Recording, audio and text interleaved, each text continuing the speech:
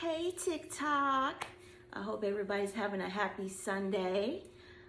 Before I get started on today's life lesson, I want to do a quick PSA about making people mad, but the information needs to be known. For those out there on dating apps, Tinder, Hinge, Bumble, whatever you own, please be careful, because there are literally people out there looking for single people to take care of them, okay? What I mean by that is there are literally men, I don't know about women, but hey, it could be women too, but I know for a fact there are men out there who are looking for women that they feel are manipulative and naive enough where they can basically take care of them because their finances are all messed up. So just be careful. Make sure you do your background check and this, that, and the other. Because there really are some that are sitting on their ASS looking for other people to take care of them. Okay? So we're not going to do that. All right? Okay. So having said all that, today's life lesson, we're going to get into the narcissist. Let me first say, I do not use that word lightly because I've dealt with them, so I know them, unfortunately, too well. But because I do know them well, it has saved my life. So today we're going to talk about, let's see, narcissists when they start love bombing you and everything. Just know that 9 times out of 10, if they chose you, it is because they think you would make them look better. It's all about perception with the narcissist. That's all it's about, perception. So, of course, they have to get someone that will make them look good. And if you're a good person, that just helps even better. But this is where it gets tricky and where the jealousy comes in with the narcissist. Because after all, everything is a competition with them. They're going to introduce you to their family. And 9 times out of 10, the family is going to absolutely love you because you are a good person. And they can tell, you know, because they have wisdom and they know you got good character. So they're most likely going to love you, which is right up the alley, perfect for a narcissist, because now that was the perception he was hoping for, or should I say he or she was hoping for. So, but here's where the problem comes.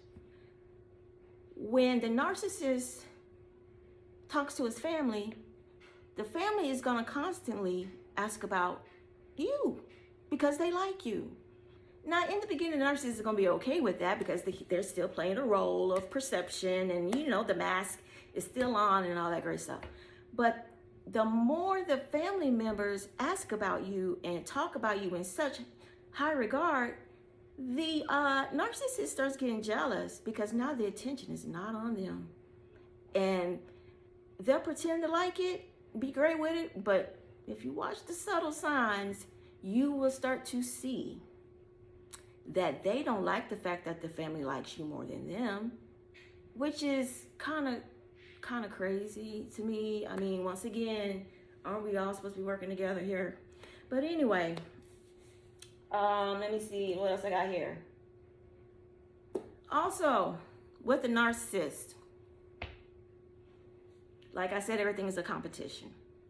So when they decide to let the mask slip off just a little bit, you're going to see that they like to argue a lot. They like a lot of chaos. And if you fall into the bait, because that's all they're doing is trying to bait you, because at some point they feel like they need to, you know, they feel like they need some attention, some chaotic attention or something. Or 9 times out of 10, they're trying to start something with you so they can go be with their other supply. So, but anyway, let me make sure I got this right. Oh, yeah, when they're arguing with you, I would tell you not to fall for the bait. But in the beginning, you're going to fall for the bait because you probably aren't really aware of what they're trying to do. So, but the thing is, they're looking for you to act out. They're looking for a response. They're looking for you to act out of character. And from my experience, there was a few times when I got out of my character and had to yell back, and I don't like to yell. I don't even like confrontation. It's not who I am. I don't like that. It's such a waste of time and energy. But don't get it twisted. I will defend myself. But like I said, the whole point of them arguing with you is to get a reaction. And this is how you know how immature they are, because no matter what you say, it has nothing to do with them actually listening to you and the emotions you're trying to tell them how they have made you feel. They don't care about that. They care about two things: getting the last word and winning. Everything is about winning or losing. I don't care what it is. Everything is about winning and losing. Let me see what else I got here. Now, when you depart from the narcissist, depending on where you are in your growth, you're going to start hearing stuff like, well, so-and-so said you were sleeping around, blah, blah, blah. Let me just point this out about a narcissist. A narcissist loves to project. And 9 times out of 10, when they're saying, oh, you're cheating on me, you're sleeping with somebody else, you're doing this, this, and this. Me personally, I have always asked for proof, and they could never give it to me. But what they're basically telling you is that they're the ones cheating. They're the ones that's sneaking around. They're the ones that are not happy with themselves, but they can't face it. Next point. They love to talk about how bad you were of a person. Oh, my favorite. She's crazy. She's highly depressed. And don't get me wrong, there was plenty of depression with him and them. Yes, plenty of depression and anxiety. Yes. With them. And you're going to be the villain. But be the villain. But also stay silent. Because when you're silent, they're only getting one side of the story, and you don't need to explain yourself to anybody. And they're going to feel like, oh, you abandoned me once you leave them. But like, if you're able to leave a narcissist, and the last time you spoke to them, and they say they were yelling, cussing at you and everything, right? And time after time, they've done this to you over and over again. And you still stay because you're an empath, and we allow ourselves to go through stuff that we probably shouldn't go through stuff. But because we're the ones in the relationship that are actually being authentic, we always end up staying. If you leave a narcissist without him telling you to leave, that he don't want you no more, please believe me, they don't like it. They do not like it. It is a big hit to their ego, and especially if they can't get a hold of you. They're going to try everything in the book.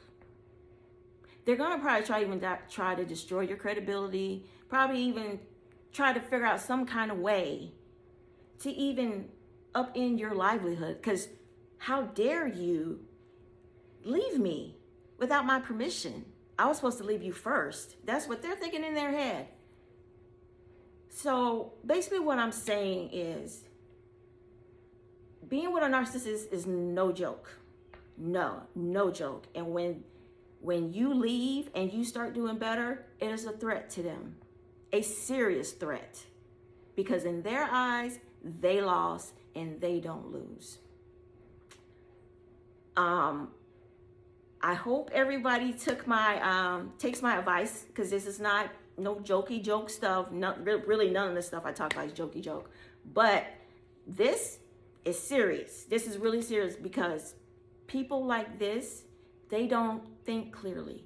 They don't. It's all about what I want, what I need. How dare you do this to me? How dare you do that to me? Even though they have done the utmost disrespectful stuff to you, this is not nothing to play with.